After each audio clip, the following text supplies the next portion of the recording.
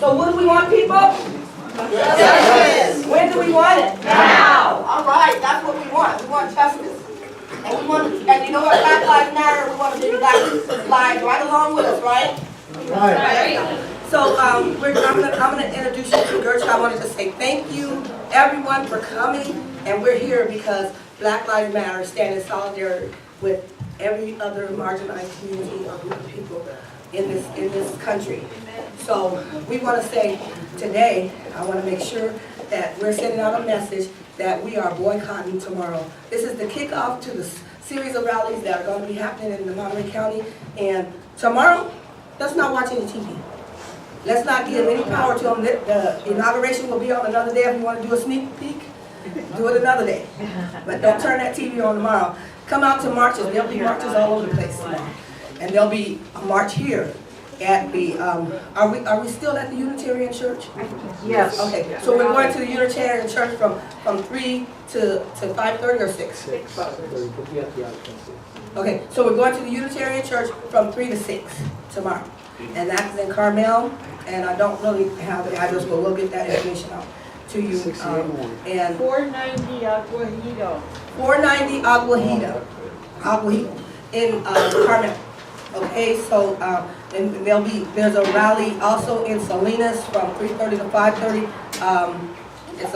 I don't know exactly where that's at, but that's what it's on our sheet. We have some other sheets there. If you all that are here that may not know where that rally is going to be held at.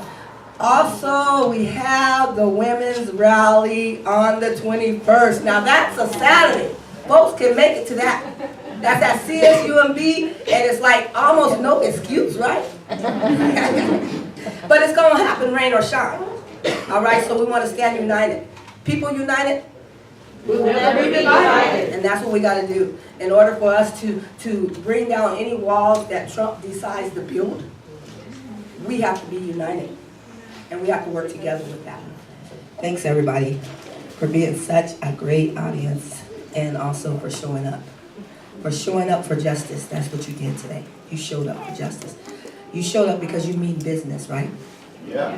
Everybody here means to follow through, right? And that's why you showed up, and I appreciate that. I appreciate the show up. I appreciate the follow through before it even happens. And I thank you so much for coming and for allowing us to go over a little bit, and for listening to what everyone had to say. I want to say that this went around, and I don't know if everyone's got it, but there's also a sign-up sheet. Please sign the sign-up sheet. But we're already building a movement, and we've been doing that for about a year to end mass incarceration, and we've added to it to end mass deportation so that we can help work on sanctuaries, and we can help work on places, safe places for people that will be targeted by the Trump administration. Don't like to say that name. Let's see if I can figure out how to say something without using that name. I don't want to empower him any more than he is walking into one of the most powerful office, the most powerful office in our country. It's to me a joke. It ain't real. I mean, what are you going? You cannot act that long. How can you get through this process? We are going to have a horrible crisis, and we're going to be in bad shape. So we need to be coming together, working together, and making sure that we build alliances, and we build up movements, and we build from the grassroots with working and making our united community stronger together. So on second Wednesdays of every month, we meet, and we meet here at the Monterey Peace and Justice Center from 7 to 9, and on the fourth Wednesdays of every month. This fourth Wednesday, we're going to talk about some of the things that's happened. We're going to talk about, the aftermath of this and what we're doing next. And we're also going to talk about the book that we're going to be reading, which is the Ending Mass Incarceration book it's the New Jim Crow by Michelle Alexander. So that book, we'll start reading it. If you don't have the book, I recommend you get it. Even if you can't join us to read it, I recommend you get that book and you read it.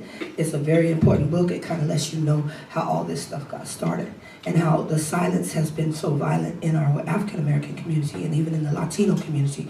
But even if you look around, when you look at 1 in every 12 African American men right now in Monterey County in the jails, and 1 in every 44 Latinos, and 1 in every 81 white, it is a very disproportionate rate of African Americans, but we're only 2.7% in Monterey County. So that's why I have to step back and look and say, bring us forward with you.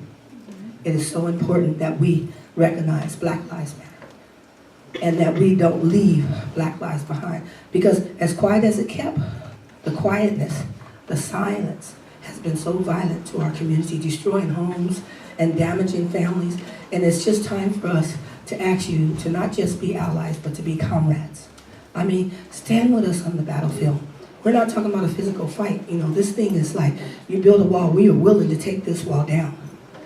And we're talking about on this battlefield, we're talking about like Regina Mason talked about, you're putting together the scholars, putting together your resources of whatever kind, you know, putting together your ideals, putting together information that can help us say, this is happening and we're not taking it anymore. Enough is enough. This is the end of this. And keep looking at loopholes that people create and identifying those loopholes. Be willing to say, Black Lives Matter. There's nothing wrong with that. Be willing to say that. Because we're not willing to say it, because we're uncomfortable with it, because it doesn't feel right to some of us, we have left so many Black lives behind. I would like to say that, you know, I have some of my daughter-in-laws here, and one daughter. But I have 9 kids. All of them are grown. I know I don't look like I look good, I know. Just kidding. But you know, all of them are grown. And the thing about that is I raised them in a system that didn't want a single mother raising 9 Black children. So you can imagine the stuff that I came up against. The confusion, the battles, the unnecessary troubles, all because I was raising 9 Black children. It's difficult. We need to get along, get behind somebody, find somebody, and work with them. We believe their stories. Believe their stories, that their story, when they say this and that is happening to me, don't dismiss them.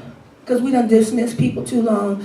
Trump's in office now. Oh, I said that name again. Don't want to do that. We've dismissed people, we've dismissed them. We said, oh, no, that ain't important. Oh, maybe they didn't mean this. Maybe they didn't mean that. Maybe it wasn't like that. But guess what? While you talking about it ain't like that, and they didn't mean it, and it wasn't no harm, we done let the most bigot president in our office because of that.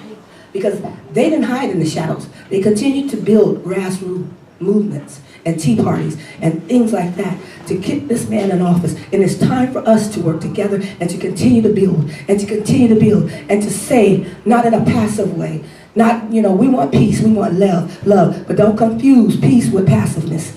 Not in a passive way, but we want to continue to say, we're comrades. If we have to fight this thing together, we're fighting this thing together. And we're coming together. And I'm just asking you all to find somebody to work with, join us. We're here already building movements, and we'll be a part of the nonviolent movement, and we'll all work together and build this thing together. They're building up the nonviolent movement coalition building, and we want to all be a part of it. Let's not keep division going in our community because we don't see it. You can't possibly see my pain. You can't possibly see my heartache, but just believe that I told you I have a heartache. Just believe that I told you I'm in pain, and just know that it's real. You know, you can't always see everything. You can't possibly walk in my shoes unless you're really me. You know, so you can't walk in most Black lives' shoes unless you're really them. So just believe the story so that we can unravel this and so we can dismantle this racism, so we can break the cycle of poverty, so we can break the cycle of social isolation, so we can break all these cycles that's creating Monterey County being having the largest divide between the rich and the poor. Monterey County having the highest level of child illiteracy by 3rd grade. Monterey County having the highest level of child poverty, and all this in the state of California. Let's do it together. Thank you so much.